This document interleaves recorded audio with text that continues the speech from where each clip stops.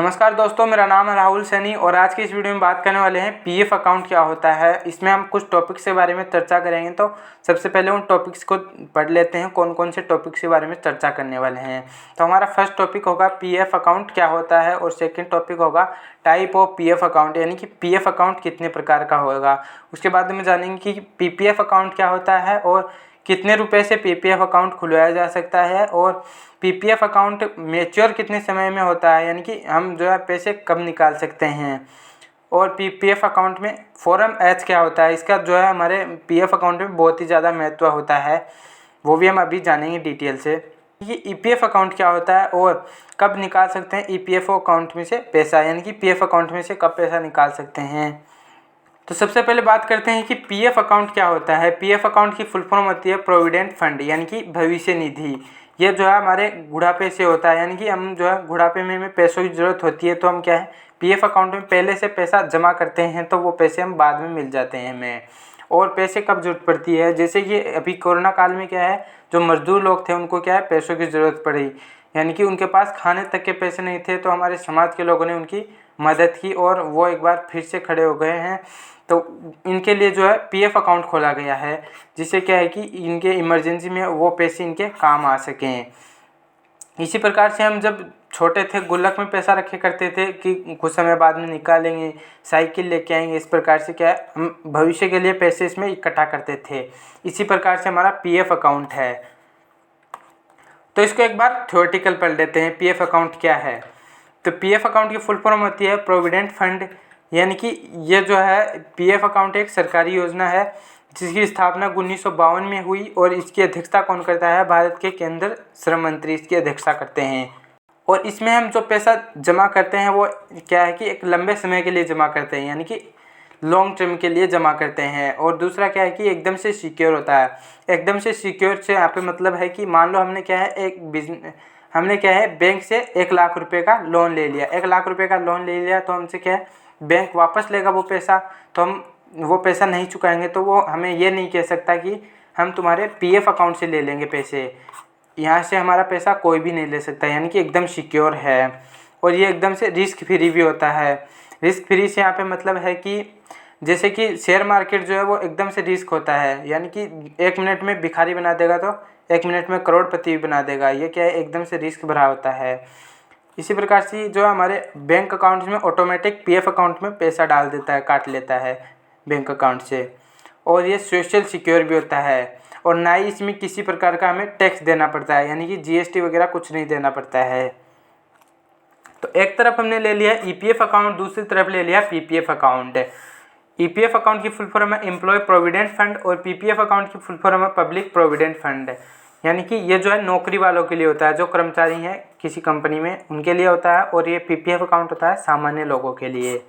तो ये जो है कंपलसरी है, कंपनी खुलवाएगी, यानी कि जिस कंपनी में 20 से ज़्यादा लोग काम कर रहे हैं उसमें क्या है कि ईपीएफ अकाउंट खुलवाना ज़रूरी होता है। और ये जो है ईपीएफओ अकाउंट श्रम मंत्रालय के अधीन खुलवाया जाता है, यानी कि और ये जो है ऑप्शनल है, खुलवा भी सकते हैं और कोई ज़रूरी नहीं कि हम खुलवाएं हैं।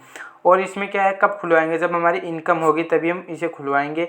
और ये जो है बैंक अकाउंट और पोस्ट ऑफिस में खुल जाता है, लेकिन ये कहाँ खुलता है, ईपीएफओ के अंदर खुलता है, यानी कि एक श्रम मंत्रालय बनाया गया है उसके अंदर खुलता है। और इस पर क्या है कि जो हमारी सैलरी है, यानी कि हमारी सैलरी का 12% हम दे सकते हैं या फिर 1800 रुपये जमा करा सकते हैं ईपीएफ अकाउंट के लिए। यदि हम 12% जमा कराते हैं तो जो हमारी कंपनी है वो भी हमारा क्या है 12% रुपये क्या है और अपनी तरफ से इसमें ऐड करके ईपीएफ अकाउंट में जमा करा देती है। और इसमें हमें क्या है 8 से 9% ब्याज मिलता है।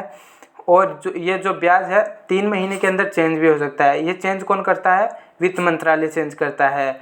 और इसमें मान लो चेंज हो गया, यानी कि 7% हो गया तो हमारा क्या है हानि हो जाएगी। और यदि ब्याज जो है 10% हो गया तो हमारा लाभ हो जाएगा। इसी प्रकार से इसमें क्या है कि हम 500 रुपये से लेकर 1.5 लाख रुपये तक जमा करा सकते हैं। और इसमें क्या है हमें ब्याज मिलता है 7 से 8%। इसमें भी कम या ज़्यादा हो सकता है, वो कौन करेगा, केंद्र सरकार, और वही 3 महीने से। और इसकी मैच्योरिटी कितनी होती है, यानी कि हम इन पैसों को कब निकाल सकते हैं, 15 साल बाद में इन पैसों को हम निकाल सकते हैं, वो भी ब्याज सहित। और ये मान लो हमें किसी काम के लिए पैसों की ज़रूरत पड़ती है तो हम क्या है थोड़े पैसे उसमें से निकाल सकते हैं, यानी कि कुछ पैसे विड्रॉल कर सकते हैं। वो कब करेंगे? यदि हमें 5 साल हो गई हैं पीपीएफ अकाउंट खुलवाया तो हम क्या है 5 साल से कुछ पैसे निकाल सकते हैं, पूरे पैसे नहीं निकाल सकते हैं। वो पैसे हम कब निकाल सकते हैं? मान लो शादी में चाहिए, या फिर मेडिकल के लिए चाहिए, या फिर बच्चों के एजुकेशन के लिए चाहिए, या फिर कोई भी इमरजेंसी काम हो उसके लिए चाहिए। और ये जो है ये कब मिलेगा? जब हम सेवानिवृत्त होंगे, यानी कि रिटायर होते हैं, तब क्या हमें ये पैसा मिलता है। तभी लोग कहते हैं कि रिटायर के बाद में भी सरकारी में पैसा मिलता है। और ये भी क्या है कि 5 साल बाद में हम कुछ पैसा विड्रॉल कर सकते हैं। यानी कि कब विड्रॉल कर सकते हैं? शादी में, या फिर मेडिकल, एजुकेशन, इमरजेंसी में, इनमें क्या है हम विड्रॉल कर सकते हैं। ये क्या है? Debit liability. इसकी डेबिट लायबिलिटी 0 होती है और इसकी भी डेबिट लायबिलिटी 0 होती है। और ये जो टैक्स फ्री होता है और ये भी टैक्स फ्री होता है।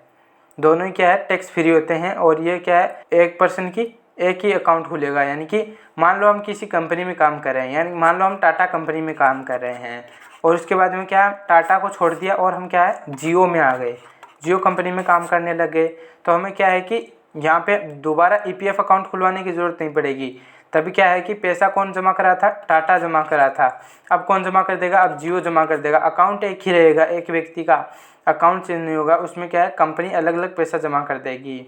इसी प्रकार से इसमें भी क्या है हम एक ही अकाउंट खोल सकते हैं। अब इनको क्या हम डिटेल से थोड़ा पढ़ लेते हैं। थ्योरेटिकली यदि आप लिखना चाहें तो लिख भी सकते हैं, नोट्स हैं हमारे। तो सबसे पहले बात करते हैं ईपीएफ अकाउंट क्या होता है। ईपीएफ अकाउंट के बारे में हमने आपको पहले बता दिया है शॉर्ट में। और ईपीएफ अकाउंट की फुल फॉर्म होती है एम्प्लॉय प्रोविडेंट फंड। अब इसको हम एक बार थ्योरी से पढ़ लेते हैं। तो जिस बिजनेस में 20 से अधिक कर्मचारी काम करते हैं वहाँ कर्मचारियों के लिए कर्मचारी भविष्य निधि अकाउंट खुलवाना जरूरी होता है, यानी कि अनिवार्य है। और ये जो है केंद्र सरकार की गाइडलाइन है कि जिन बिजनेस में 20 से अधिक कर्मचारी काम करते हैं वहाँ कर्मचारियों के लिए पेंशन प्रदान के लिए पीएफ अकाउंट खुलवाना ज़रूरी है। और पीएफ अकाउंट में कर्मचारी और अपनी कंपनी दोनों की तरफ से पैसा जमा किया जाता है। पीएफ अकाउंट में जितना पैसा कर्मचारी की सैलरी से काटा जाता है और उतना ही पैसा क्या है जो कंपनी है वो भी कर्मचारी के अकाउंट में पीएफ अकाउंट में डाल देती है। ये एक सरकारी संगठन है। ईपीएफओ की स्थापना, यानी कि हमने बताया कि ईपीएफओ की स्थापना एक मंत्रालय है, यानी कि एम्प्लॉय प्रोविडेंट ऑफिस है, कि इसकी स्थापना कब हुई? 15 नवंबर 1951 को की गई। और इस संगठन की स्थापना कर्मचारियों के हित का रक्षा करने के लिए और उनके भविष्य को बेहतर बनाने के उद्देश्य के साथ हुई थी। अब बात करते हैं पीपीएफ अकाउंट क्या होता है। पीपीएफ अकाउंट की फुल फॉर्म है पब्लिक प्रोविडेंट फंड। ये हमने आपको पहले बता दी है और एक बार फिर से बता दी है। तो पब्लिक प्रोविडेंट फंड मुख्यतः एक इन्वेस्ट अकाउंट यानी कि निवेश खाता है। पीपीएफ अकाउंट भारतीय डाक विभाग किसी डाकघर के साथ किसी भी राष्ट्रीयकृत बैंक जैसे कि स्टेट बैंक ऑफ इंडिया और पंजाब नेशनल बैंक, इसी प्रकार से इत्यादि बैंक्स जो भी हैं, इन सभी में क्या है कि पीपीएफ अकाउंट खुलवा सकते हैं। दोस्तों हम पीएफ अकाउंट को सरकारी बैंक से तो खोल सकते हैं, लेकिन जो हमारा एक प्राइवेट बैंक है वो कौन सा? आईसीआईसीआई। ये जो बैंक है इससे भी क्या है हम पीएफ अकाउंट खोल सकते हैं। सरकारी बैंकों के अलावा प्राइवेट सेक्टर का आईसीआईसीआई बैंक जो है तब तक भारत का पहला निजी स्वामित्व वाला बैंक है जहां पीएफ अकाउंट खोला जाता है। आईसीआई बैंक को भारतीय रिजर्व बैंक द्वारा पीएफ अकाउंट खोलने की अनुमति प्राप्त है। अब बात करते हैं कि कितने रुपए से पीपीएफ अकाउंट खोला जा सकता है। तो ये जो है ये ग्राहक के ऊपर निर्भर करता है कि अपने पब्लिक प्रोविडेंट फंड या अकाउंट में कितने रुपए से शुरू करना चाहिए। आधिकारिक तौर पर बात करें तो पीपीएफ अकाउंट किसी भी राष्ट्रीयकृत बैंक या पोस्ट ऑफिस में केवल न्यूनतम 100 रुपये से 100 रुपये के अकाउंट से खुलवाया जा सकता है। अगर आप बात करें कि एक साल के भीतर किस पीएफ अकाउंट में कितना न्यूनतम और कितना अधिकतम पैसा जमा कर सकते हैं, तो एक फाइनेंशियल ईयर के में न्यूनतम पैसा 500 रुपये और अधिकतम जो है 1.5 लाख रुपये तक का इन्वेस्ट कर किया जा सकता है। अब बात करते हैं पीपीएफ अकाउंट मैच्योर कितने समय में होता है। ये जो है सामान्य तौर पर पीपीएफ अकाउंट 15 साल में मैच्योर किया जा सकता है, और यानी कि पीपीएफ अकाउंट का मैच्योरिटी पीरियड 15 साल का होता है। हालांकि ग्राहक चाहे तो मैच्योरिटी पीरियड पूरा होने के बाद भी अपने पीपीएफ अकाउंट में 5 साल के लिए पैसों को ब्लॉक कर सकता है, यानी कि आगे बढ़ा सकता है पीपीएफ अकाउंट को। और इसमें क्या है कि हम कुछ पैसे निकाल भी सकते हैं बीच में। तो वो कितने समय बाद निकालेंगे? तो वो क्या है, पार्टियल विड्रॉ होगा, यानी कि कुछ पैसे निकालेंगे, पूरा नहीं निकालेंगे। और वो जो हम 5 साल के बाद निकाल सकते हैं। वो कब निकाल सकते हैं, यानी कि हमें शादी में ज़रूरत पड़े या फिर मेडिकल में ज़रूरत पड़े, एजुकेशन के लिए, या फिर इमरजेंसी कोई भी काम हो उसके लिए ज़रूरत पड़े, तो हम क्या है 5 साल बाद कुछ पार्टियल विड्रॉ कर सकते हैं। तो अब बात करते हैं पीपीएफ अकाउंट में फॉर्म एच क्या है। ये जो है बहुत ही इंपॉर्टेंट है, इसको हम डिटेल से पढ़ते हैं। तो पब्लिक प्रोविडेंट फंड यानी कि पीपीएफ में फॉर्म एच का बहुत महत्वपूर्ण स्थान है। फॉर्म एच उनके लिए होता है जो लोग अपना पीपीएफ अकाउंट की निर्धारित समय सीमा पूरा होने के बाद भी अपना पीपीएफ अकाउंट जारी रखना चाहते हैं, अपना पीपीएफ अकाउंट अगले 5 साल के लिए फिर से लॉक करना चाहते हैं, उनके लिए क्या है फॉर्म एच होता है।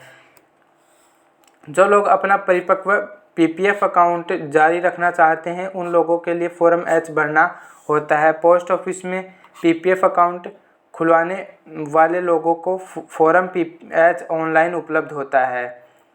पीपीएफ खाता मैच्योर होने के बाद इसे फिर से जारी रखने के लिए इस बात का ध्यान रखना होता है कि पीपीएफ मैच्योर होने के 1 साल के भीतर हमें फॉर्म एच भरकर जमा करना होता है, यानी कि 1 साल के भीतर ही आपको सूचना देना होगा। अगर आप बैंक या पोस्ट ऑफिस को 1 साल के भीतर पीपीएफ अकाउंट जारी रखने से संबंधित कोई सूचना नहीं देते हैं तो इसे बैंक या पोस्ट ऑफिस की ओर से खुद ही आगे बढ़ा दिया जाता है। ऐसे में मौजूद बैलेंस पर ब्याज तो मिलता रहेगा, लेकिन आप पैसा इन्वेस्ट नहीं कर सकते। वहीं अगर फॉर्म एच भरे बिना 1 साल से अधिक समय के लिए आप रकम जमा कराते रहेंगे तो आपका जो नया निवेश अनियमित माना जाएगा और इसके ऊपर आपको कोई ब्याज भी नहीं मिलेगा। साथ ही इनकम टैक्स कानून सेक्शन 80C के तहत आपको लाभ भी नहीं मिलेगा। तो आशा करते हैं दोस्तों आज का वीडियो आपको पसंद आया होगा। यदि अच्छा लगा तो इसे लाइक, शेयर और सब्सक्राइब ज़रूर कर लें हमारे चैनल को, ताकि हमारे लेटेस्ट वीडियो की नोटिफिकेशन आपके पास सबसे पहले पहुंचे। धन्यवाद।